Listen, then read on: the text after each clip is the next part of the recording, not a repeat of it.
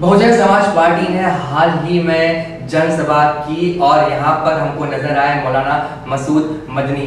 जी हाँ, ये पार्टी का जोर शोर से प्रचार कर रहे हैं और प्रचार साथ ही में कर रहे हैं बहन मायावती का भी, साथ में मौलाना नूरानी भी नजर आए। यहाँ पर इतना ही नहीं, जनसभा में भाषण दिया पार्टी के नॉर्थ बॉम्बे के जो कैंडिडेट हैं श्री लखमेंद्र सिंह खुराना ने, और महाराष्ट्र अध्यक्ष, जी हाँ, पार्टी के महाराष्ट्र अध्यक्ष चंद्र मिश्रा, पार्टी के महाराष्ट्र अध्यक्ष भी यहाँ पर मौजूद थे और उन्होंने यहाँ पर भाषण भी दिया और जनता के बीच ये आस जगाई कि मायावती की सरकार ही इस देश का कल्याण कर सकती है और उसको चुनाव देके विजयी बनाया। बहुजन समाज पार्टी के उत्तर मुंबई से कैंडिडेट श्री लखमेंद्र सिंह खुराना साहब, आइए उनसे बात करते हैं और जानते हैं इलेक्शंस आ रहे हैं उनके बारे में और इलेक्शंस के बाद क्या होगा उसके बारे में। इलेक्शन के बारे में जो आपने पूछा है वो एकदम क्लियर कट है। बहन मायावती जी प्रधानमंत्री बनने वाली है, सामाजिक परिवर्तन का समय आ गया है। बहन जी खाली प्रधानमंत्री नहीं बनेगी बल्कि वो सामाजिक परिवर्तन की एक नायिका बनेगी और ये इंडिया एक महाशक्ति बनेगा। सर, आप मुझे बताएं कि इलेक्शंस के बाद आप जीतते हैं, वो कोई उम्मीद है? इलेक्शंस के बाद क्या डेवलपमेंट्स होंगे इस रीजन में? देखिए, मेरे उत्तर मुंबई में सबसे बड़ी समस्या स्लम की है। 50% से ज़्यादा लोग गरीबी रेखा के नीचे जीते हैं। सबसे बड़ी समस्या पानी की है, बिजली की है और मूलभूत सुविधाएं देने की है, रोजगार देने की है। यहाँ पर पिछली सरकार ने दोहरी नीति अपना रखी है। 2004 में पिछली सरकार कांग्रेस की थी, उन्होंने डिक्लेयर किया था कि हम 2000 तक के झोपड़े रेगुलराइज कर देंगे। 2009 आ गए और ये मुद्दा गायब हो गया यहाँ से। उसके अलावा कांग्रेस जो है ये मुस्लिम विरोधी है। 61 साल पहले 32% मेरे मुसलमान भाई सरकारी नौकरी में थे।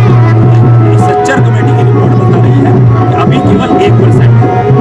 उसके अलावा हमारे मुसलमान भाई बहुत ज़्यादा नाराज हैं, उनको पार्टी का टिकट भी महाराष्ट्र में नहीं दिया गया, जबकि बहुजन समाज पार्टी को 10 टिकट दिए गए हैं। खाली मुंबई में 3 टिकट 6 में से दिए गए हैं।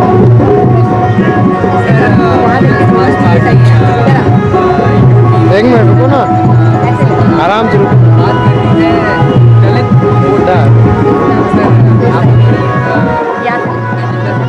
देखिए, हमारी पार्टी सर्व समाज में विश्वास करती है। हमारा नारा है सर्वजन सुखाय सर्वजन हिताय, समतामूलक समाज, आरक्षण आर्थिक आधार पर।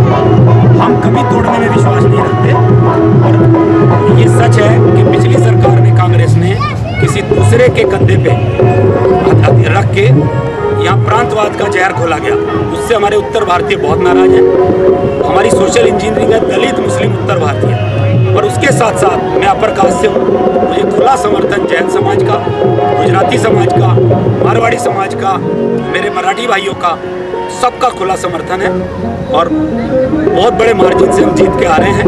मैं मुंबई कर हूँ, कभी तोड़ने में विश्वास नहीं रखता। और ये भी जरूरी है कि जैसे उत्तर प्रदेश में श्रीमान वरुण गांधी जी ने सांप्रदायिक रंग देने की कोशिश की थी, उसको उत्तर प्रदेश सरकार में बहन जी ने दिखा दिया कि कोई कानून से खिलवाड़ नहीं कर सकता। उसी तर्ज पर मैं ये कहना चाहता हूँ कि यहाँ की सरकार ये घिनौना षड्यंत्र मत रचे। मुंबई आर्थिक राजधानी है, सबको जीने का अधिकार है, सबको रोजी रोटी कमाने का अधिकार है। ये सांप्रदायिकता का जहर न खोले। मेरा ये कहना है, जैसे ही हमारी सरकार दिल्ली में आती है, प्रांतवाद का मुद्दा, प्रांतवाद का जहर खत्म, सीमा विवाद का मुद्दा खत्म, मंदिर मस्जिद का जो बीजेपी हर समय उठाती रहती है मुद्दा खत्म, केवल विकास की बात है। विकास की बात होगी तो विकास की थोड़ी और बात करते हैं। उत्तर मुंबई क्षेत्र, अभी हम यहाँ पर हैं, स्लम्स हैं, पानी की प्रॉब्लम है, ओपन सीवेज है।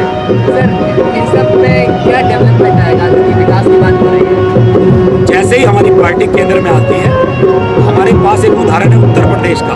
बहन मायावती जी ने 15 जनवरी 2009 को निर्णय लिया, जो झोपड़े सरकारी जमीन पर बने थे, उन्होंने महसूस किया कि म्यूनसिपलिटी वाले उल्टा उनको तंग करते थे। उसी दिन से उनको रेगुलराइज कर दिया। 2 कमरों का मकान सबको दे दिया गया, प्रस्ताव पारित कर दिया गया।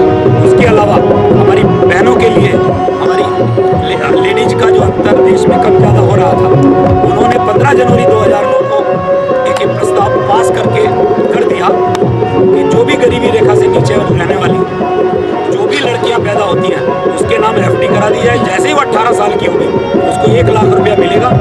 10वीं के बाद जैसे ही वो 11वीं क्लास में आएगी उसको वजीफे वगैरह के अलावा 15,000 रुपये एक साइकिल दी जाएगी। जैसे ही वो 12वीं में आएगी फिर से 10,000 रुपये दिए जाएंगे। और उसके अलावा भी जो गरीबी रेखा के रहने वाले बच्चे हैं अगर उनको पढ़ना है तो विदेश तक उनको भेजने की व्यवस्था सरकार ने कर रखी है। एक दूसरे मैं कहना चाहता हूँ स्पेशली मुसलमान भाइयों के लिए कि सरकार कांग्रेस सरकार कुछ नहीं करती है, एकदम विरोधी है। जो भी मैंने पहले बताया इसके अगेंस्ट उत्तर प्रदेश में बहन मायावती ने उर्दू को दूसरे राज्य का दर्जा दिया है और हर सरकारी जगह पे एक आदमी है जो उर्दू में ट्रांसलेट करना चाहे तो उर्दू में करा सकता है। गरीबों को की मूलभूत सुविधाएं मिलनी चाहिए। सबसे पहले पानी, रोजी रोटी, उनको बिजली और उनको यहाँ पे मकान मिलना चाहिए। ये हमारी पहली प्राथमिकता है। थैंक यू, धन्यवाद। 60 साल से शायद हो चुके हैं इस देश को आज़ाद होने में और हमारे बुजुर्गों ने, पुरखों ने, हिंदू और मुसलमानों ने मिलकर इस देश की आज़ादी को लड़ाई लड़ी, आज़ाद करवाया। और मुस्लिम लीग का हमारे बुजुर्गों ने विरोध किया। उस वक्त सबसे बड़ी पार्टी मुस्लिम लीग थी देश की आज़ादी, और कांग्रेस पार्टी छोटी पार्टी थी पीता बच्चा, उसको मजबूत किया और 55 बरस 60 बरस तक लगातार आँख बंद करके कांग्रेस को सपोर्ट करते रहे। लेकिन अफसोस है हम सब लोगों को, खासतौर से हिंदुस्तान के मुसलमानों को, कि कांग्रेस को इतना मजबूत तरीके से सपोर्ट करने के बाद इंसाफ नहीं दिया मुसलमानों को और न दलितों को इंसाफ दिया, जिसके कारण दलित भी अली का अलग हो गए और उन्होंने अपनी पार्टी BSP के नाम से बना ली। बहन कुमारी मायावती जी ने मेहनत करके एक दलितों को सम्मान दिया है और आज वो तमाम वर्ग विशेष को आवाज़ दे रही है, मुसलमानों को भी, हिंदू भाइयों को भी, कि आओ और मजबूत करो।